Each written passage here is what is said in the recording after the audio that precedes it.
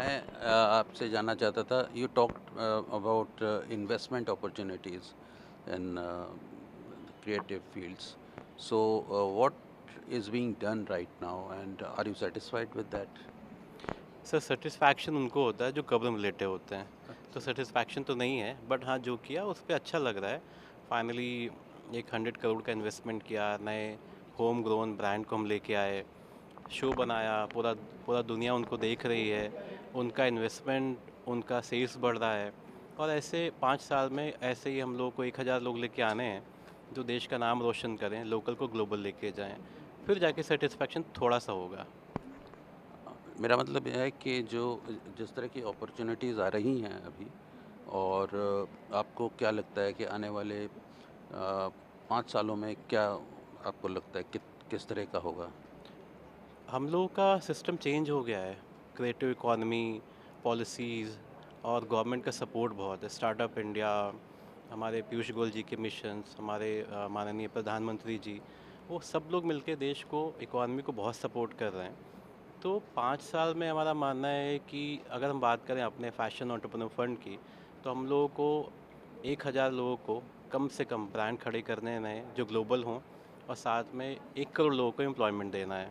और ये ईज़ी हो गया है हमारी सरकार के साथ में, तो हम लोग मिशन पे हैं और ये सक्सेस हो जाएगा हमारी सरकार के साथ में। अभी तक कितना मतलब हुआ है? कितना क्या आप अपनी अचीवमेंट्स मानते हैं? अभी तक मतलब टिल टुडे? अभी तक हम लोगों ने पिछले 2 सालों में कुछ 45 ब्रांड में इन्वेस्ट किया। 14 ब्रांड का अगर हम बात करें टर्नओवर 250 करोड़ रुपए साल है, और उनके थ्रू आर्टिज़न को, कारीगरों को रोज़गार मिल रहा है और वो खुश हैं। तो आई थिंक ये जो लोगों की खुशी है, ये हमारा सबसे बड़ा अचीवमेंट है। एक बहुत बड़ी समस्या हमारे देश में रही है और भी जगहों पर है कि जो आर्टिज़न्स हैं, हाथ से जो काम करने वाले हैं, हैंडीक्राफ्ट्समैन, ये लोग जो हैं अपना पेशा छोड़ने को मजबूर, जो कि सदियों से पुश्त दर पुश्त चलता आया था, क्योंकि उन चीज़ों की कदर नहीं थी या फिनेंशियली वो वायबल नहीं थे, तो दूसरे पेशों में जाने लगे। तो ये जो है, आपके काम से इस तरह के लोगों को क्या अभी तक, मतलब कितने लोगों को आप सोचते हैं फ़ायदा हुआ है, और क्या आगे आगे हो सकता है? तो जैसे आपने जो बात बोली बिल्कुल सच है। एक टाइम था जब पूरी दुनिया पहनती थी हमारे बनाए हुए, बट किसी को क्रेडिट नहीं मिलता था। बट हमने जो शुरू किया, अगर आप देखें, जैसे हमारा एक ब्रांड है बनाना लैब। बनाना लैब के पास 10,000 कारीगर हैं जो ब्लॉक प्रिंटिंग करते हैं। बनाना लैब को हमने इन्वेस्ट किया, नर्चर किया, आज बनाना लैब वो 10,000 फैमिलीज़ चला रहा है जो कारीगर हैं। दूसरा एक और ब्रांड है हाउस ऑफ अम्यूज़, उनके पास 3,000 फीमेल हैं। वो सारे फीमेल भी हाथ से काम करते हैं। एक टाइम था जो उनके साथ प्रॉब्लम होती थी, रोज़ का, डेली का, जो उनका जीने के लिए जो पैसा चाहिए वो तक नहीं था। बट अभी इन ब्रांड के साथ क्या हुआ है, वो सारे एक अच्छी लाइफ जी रहे हैं और हमारा ब्रांड ऊपर जा रहा है। आज वो ब्रांड ग्लोबल बनने वाला है। तो आप जितना अपने रूट को, जितना अपने कंट्री को नर्चर करेंगे, देश उतना तरक्की करेगा। तो हम सब लोगों को इस पे काम करना चाहिए और देश को आगे बढ़ाना चाहिए।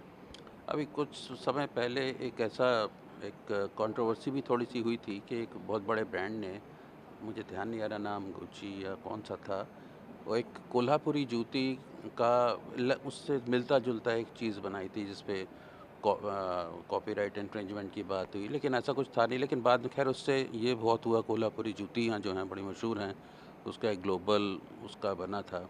तो इस तरह की जो हमारे अलग-अलग जो जगहों पर हमारे इस तरह की चीज़ें हैं, उनको और आगे बढ़ाने में और क्या आपका मतलब एंडेवर है, क्या कोशिशें कर रहे हैं? देखिए, बिल्कुल आप सही कह रहे हैं। ये सब बात कोल्हापुरी की नहीं है।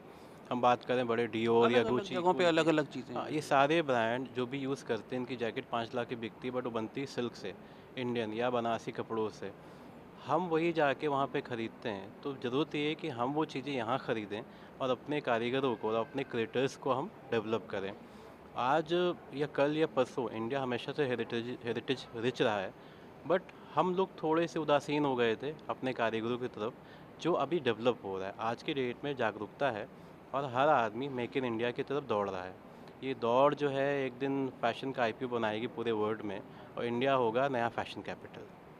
Thank you very much.